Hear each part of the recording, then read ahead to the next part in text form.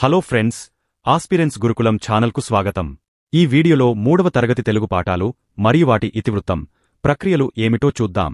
అయితే తెలుగు సాహిత్యంలో ముఖ్యమైన రూపాలు కథ, కవిత, వ్యాసం, గేయం, నవల, జానపద కథలు, ఇతివృత్తం, ప్రక్రియ మొదలగు వాటి వివరణల కోసం ఈ వీడియో చూడండి. ఈ వీడియో లింక్ కామెంట్స్లో పిన్ చేశాను. ఇంక టాపిక్లోకి వెళ్దాం. తెలుగు తల్లి పాఠం యొక్క ఇతివృత్తం దేశభక్తి మరియు ప్రక్రియ.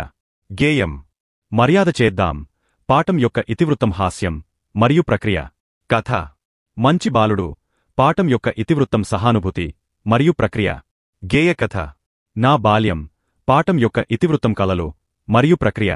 ఆత్మకథ పొడుపు విడుపు పాఠం యొక్క ఇతివృత్తం భాషాభిరుచి మరియు ప్రక్రియ. సంభాషణ మేమే మేకపిల్ల పాఠం యొక్క ఇతివృత్తం పరస్పర సహకారం మరియు ప్రక్రియ. కథ పద్యరత్నాలు పాఠం యొక్క ఇతివృత్తం నైతిక విలువలు మరియు ప్రక్రియ. పద్యాలు మా ఊరి ఏరు పాఠం యొక్క ఇతివృత్తం ప్రకృతి వర్ణన మరియు ప్రక్రియ. గేయం తొలిపండుగ పాఠం యొక్క ఇతివృత్తం సంస్కృతి సంప్రదాయాలు మరియు ప్రక్రియ. కథనం ఫ్రెండ్స్, ఇది ఈ వీడియో ఇన్ఫో. ఈ వీడియో నచ్చిందా? అయితే లైక్ చేయండి, కామెంట్ చేయండి, ఫ్రెండ్స్తో షేర్ చేసుకోండి. ఆస్పిరెన్స్ గురుకులం ఛానల్కి సబ్స్క్రైబ్ అవ్వండి.